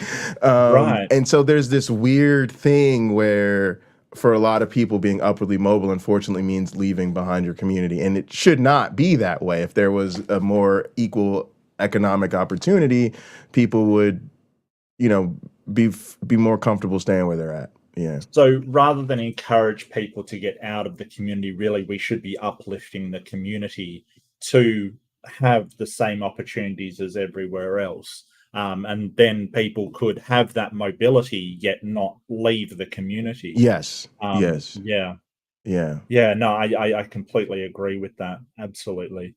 I might. This seems like a really good place to sort of wrap it up. I didn't know I had one question. So if you do have any questions for Dr. J. Bundy, please put it in the chat. I usually go about an hour to an hour and a half. We've definitely gone over, so I apologize, Jay. Oh yeah, no worries. It Um, was great catching up, Mark. Always fun. yeah, absolutely. And I've got to drop into your channel more and Yeah, and yeah. you know We'll have to create some chaos. we'll do this again. We could have a follow-up conversation. I'm Yeah, sure there's yeah, lots we for could talk sure. about. Absolutely. Absolutely. I'm just trying to find the question that I had. So Al Trucker, if evolution is constant, why are young Earth creationists clueless?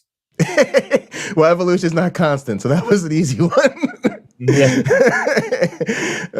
It's funny though. I will say Maybe this they about this, and maybe maybe people they are, found an evolutionary niche. Did you ever think about that? They're like sharks. They found a niche. Mark, I'll just say there's a lot to that idea. We could do a whole podcast on that idea because I really think that Okay. that deserves some thought. But I will say this too. I sort of use it as a litmus test. I'll sometimes see if someone accepts evolution, and I often imply that someone isn't worth arguing with if they don't. But my point a lot of times, if someone is demanding an argument from me, but they don't accept the most well evidenced theory in the history of science, there's a good argument to be made that it doesn't matter, right? That they're about impervious to evidence. Uh, Yeah. Impervious to evidence. I don't know how you would live your life being because to be intellectually consistent, you would have to be impervious to, medical evidence, for instance, that yes, past yes, helps with a broken yes. bone, or that your computer works by, like what I mean, really, why it is this one thing that conflicts with Hmm. your religious beliefs that you're rejecting, not all of the other Very, things that yes, science has very come up with. selective. Yeah, so that's something that definitely has sort of occurred to me, and lately I've been thinking about how apologetics is kind of the very methodology of it is opposite to science. That science, you do the observation and then you create a hypothesis, etc., and then do testing and try to falsify. Apologetics is you have the answer and then you're trying to find the reasons why that assumption in the first place is true. It's kind of the exact opposite methodology in some ways. So here's a question for um you, Mark. yeah. Do you think theology is apologetics? Because I heard somebody No, say that recently, and I was like, oh my goodness, that's a hot no, take. absolutely not. No, No, no, theology okay, is the okay. study of religion. I mean, you can be an atheist and do theology. It's the study of religions. Apologetics is arguing on the truth statement of religion. It is basically um, um, it's basically validating, or it's backing up, or it's providing evidence for. I'm not sure what term I would use, but it's Sure, sure. basically arguing on behalf of why that a religion or religions are true. So I think that the difference here is that, I mean, you can be an apologist and still do theology. You can study a Sure, religion sure, and all sure, that kind sure. of stuff. No, I think But I'd agree with your yeah, distinction. Yeah. No, I yeah, think yeah, I yeah. agree with that. Yeah. Yeah, I don't think we have any more questions, actually. It was kind of short and sweet. I think we covered a lot, a whole lot, Jay. But you can talk and I can talk, definitely. So Yeah. yeah, it doesn't surprise me in the slightest. No problem. Somebody asked what the science has to do with racism. I don't get it. I'm not sure what you mean by the question, but NetTube user, yeah, I see it. yeah, Um, it can definitely. I mean, I think there's science is just a methodology and it can be used right. for anything. And so I think science has helped us. One, when we say that race is a social construct, science has helped us understand that. And that's what Mark was talking about when we say there's more variation within a population. So what we mean by that, if you charted out intelligence of white people, you would see some bell curve, let's say. If you did the same for black people, you would say some bell curve. And those each of those bell curves would overlap, and there'd be so much overlap between them that you wouldn't see a nice clean segregation between the groups. In other words, so there's more variation within the group than there is between them. And so science has helped us understand that. And even though shouldn't racism is still wrong, even if it didn't give us that result, but that's Mhm. certainly very helpful. And then science has helped us understand the consequences of racism, the effects of Right. racism, how racism works, implicit bias, all of these sorts of things. So uh, Yeah, and that's where my mind went. Like, we can definitely use sort of things like statistical data analysis to understand how racism is playing a role in, through yes, sociology in our culture, and in our, people's lived experiences.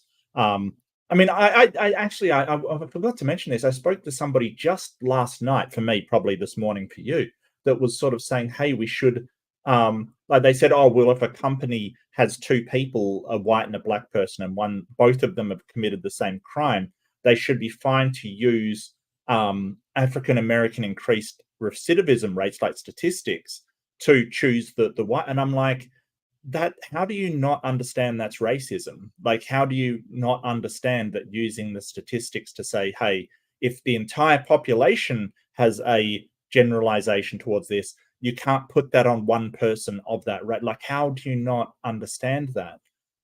Was very, very interesting, because that's exactly like when you are judging one person by general trends of the entire race of that, that is the literal, that is exactly what yeah, racism is. Like, yeah. I heard a great one today too. There was a study of basically people's responses to scenes on a screen, like think movie scenes, and they were basically able to show that the brain activity a lot of times of white people if they see black characters on the screen doing mundane things is like almost as the same as if the screen is blank, right? And they talk about it as an empathy gap, and somebody was okay, using that to help explain that why a lot of the successful black movies feature trauma. And the theory is that it features trauma to overcome this empathy gap. Even movie executives know if you want people to really go out of their way to see a black story, there's got to be something to make up for that empathy gap. Because just seeing black people do normal everyday stuff mm, doesn't get a response out of people. So that was totally fascinating. And again, you trust me, mm, movie executives, they know this study, they know those data, and right. that's the type of thing that goes into pick and choosing, what we're gonna spend $100 million to put in front of you and what we're gonna say thanks but no thanks. Do you think that empathy gap exists for other groups? Like, we have these, Yes, yes, yes, yeah, like absolutely. there Yeah. was a really famous study that I paid attention to, because it was that atheists are more generous towards people outside of their in group, and religious people generally will only stick to their in group for charity kind of thing, which made a lot of sense to me. How, we only see them, give away money for To the food if church. Yeah, yeah. well, Yeah. not just that, but they will ask for you to do a sermon or do something in order to receive this charity. Whereas, someone like an atheist would just go, just have it. I don't need anything from you in exchange. It kind of made a lot of sense to me. But do you think there's also a empathy gap with sort of religious beliefs and in the church? Yeah, so I don't, I don't know all the details of that particular study, but yeah, I definitely Okay. think so. I definitely think the literature on implicit bias suggests that there's implicit bias with a lot of different groups. Um, yeah, absolutely. Somebody asked about Pan Africanism. Yeah. Yeah. So when I was coming up, there was a big like back to Africa thing. Um, and it was weird how it played out in my life because I always thought of like the back to Africa thing as like racism, because I lived at a time people would say that to you, like go back to Africa or whatever. And so I didn't like that, like don't say go back to Africa to me. Those might be fighting words. And then also like I said, my mom's a corporate executive, and so they were trying to get down with the DEI back in the 90s, and my mom was like a model for like a department store that wanted to integrate like traditional African like patterns and stuff like into their corporate wear. So my mom like modeled like corporate Okay. outfits with like little like African stripes and just like Mhm. it's just this weird stuff. So yeah, I think there's some of that stuff that's important. Like, people go back to Ghana and they connect with like a certain empowerment to see black people just doing things on a different scale in a different way or celebrated, and I think it's important. Um, the genealogies of Black Americans prior to slavery, yes, absolutely worth pursuing. Don't know how many extra hurdles there are there, but I'll tell you this. Stephanie Helms, the lovely Stephanie Helms, a good friend, should subscribe to her channel. Uh, she showed me her genealogy, and I thought it was a dissertation because it actually looked like a dissertation, like a thick book. In my family, I have an aunt who tried to make our genealogy. That's how I know I come from like 5 generations of ministers, but it really only goes back to like the plantations and stuff. And so it looks Mm. like a really thin, like a book report of like an eighth grader, Yeah. like when you bind the book report in like plastic or whatever. And so the comparison of Stephanie's dissertation on her family's history versus my book report on my family's Mm. history was a very vivid example of why, yes, accurate genealogies of Black Americans prior to slavery are worth pursuing. Yeah, because if Yeah. not, Yeah. then knowing your history and understanding your lineage and all that becomes a privilege white people have that Black people don't. Yeah. And I think it also shows the sort of one of the level of catastrophic impact of colonialism. And I think it was Lindsay Ellis who sort of was a YouTuber that sort of said, that colonialism is baked into every culture on the planet, and you have to understand that. It has to be understood that we are, there is nothing that colonialism hasn't touched that exists today. And sort of being aware of it and sensitive to it is just sort of the start of understanding that we're living in the sort of just past a point where one event, and that is colonialism, just had a profound impact on the entire world, and it can't be underestimated. And I hadn't thought about it like that until somebody said something. So I think it's really important that we talk about this and talk about what impact it's had, how it affects, the people coming out of it, how it affects people descended from the people affected by it, and sort of looking at genealogies. Absolutely, because we want to know, you know who has been affected and what happened to them, and all of this stuff, Yes. so Yes. we don't repeat the same mistakes over again. We can avoid doing the same things to other people. So I think it's incredibly important. Yeah, and I think we're in um that yeah. transition where sort of the status quo of the world order we're talking about, even like the conflict in the Middle East, is we still see the status quo that it's based on a lot of those colonial interests sort of butting up against a new world order. One of the things I articulate to my family is I think young people, progressive people, I think genuinely want a new world order. I think people are genuinely frustrated with colonialism. They're genuinely frustrated with capitalism. They're trying to create more equity with the global South. They're trying to create more DEI. We're no longer okay with women being less than men. We don't want queer Yeah. people being less than straight people. I mean, that's a new world order, y'all. Like, Yeah. yeah. Yeah, and I mean, it doesn't need to be a destruction of all of your No. culture. And people think about this sort of a new world order as it has to be a conglomeration of shadow powers doing it, but that isn't necessarily what the order has to be. Like, there is a conspiracy theory about a new world order where the Oh yeah, corporations and no, shadow no, no. governments I'm take it. thinking no. This is just grassroots people trying to Yeah, change what is acceptable in our environment, right? yeah, Yeah. yeah. Um, Beheaded Kamikaze, thank you so much, Beheaded Kamikaze. You really appreciate you, mate. But Jade, do audiences watching white people do mundane things elicit a different response? Yeah, that's the key question. I actually want to go read the study, especially now that I mentioned it. But I literally was just watching a video where it came up on.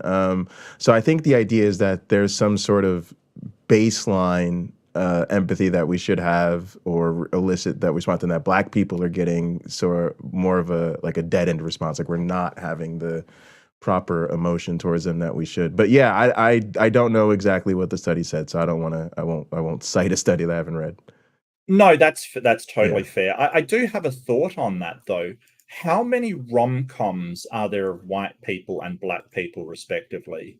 Maybe you can think about that for a little bit. Like, That's how kind of many? where this person was going with it. Matter of fact, they Right. brought up actually a couple examples of even like really successful Black shows that do show mundane things, but they talked about how they're perceived differently or they're like considered unexpected success. They're rather rare. It was really interesting. So the Mm, video is called "Why Trauma Porn Sells." I think if you guys want to look it up, it's a YouTube video. okay. I think it's definitely worth checking out. Mm. Yeah, and at the head it goes on to say, yeah, Friends could have more black people. It could have been very different. Yeah, I Yeah, personally, exactly. Yeah. yeah, yeah.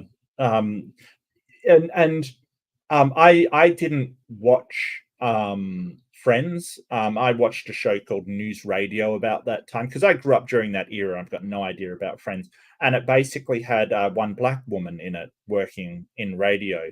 And they even did, but they were really self-aware. They even did an episode where she was imagining all of her co-workers were black and sort of, had a like a Friends set, but instead it was all black people kind of thing. And it was kind of Yeah. this, you know, um, it was giving a, yeah, this is like a token, we put the token black person in, but it kind of sucks for her, being a woman and being black, having to work in this environment where it's just mostly white men and then white women and then Just you. sort of, Yeah. yeah, Yeah. just you, yeah. And And I was gonna say I can think of some exceptions. So one would be, for instance, like the Cosby Show, right? That was a show. I know Bill Cosby's not a good, but yeah, that yeah, no, show no. was very like Mm, not traumatic. They were just a normal family kind of right, dealing with right, whatever incidents came up in the household. Or you have a show like I grew up on, like in Living Color, not in Living Color, yep, Living Single, which was a show about Black women who lived in an apartment together. That show was not about trauma and was all but it's considered a Black show. In other words, it can show that Black people watch, was popular amongst Black people, but didn't have the same crossover appeal as something like the Cosby Show. yeah. Yeah. Yeah, yeah. Well, I mean, I loved Fresh Prince kind of thing. That was cool. I mean, Yeah, another it's sort of another it's a good comedy another sort of, example. Yeah.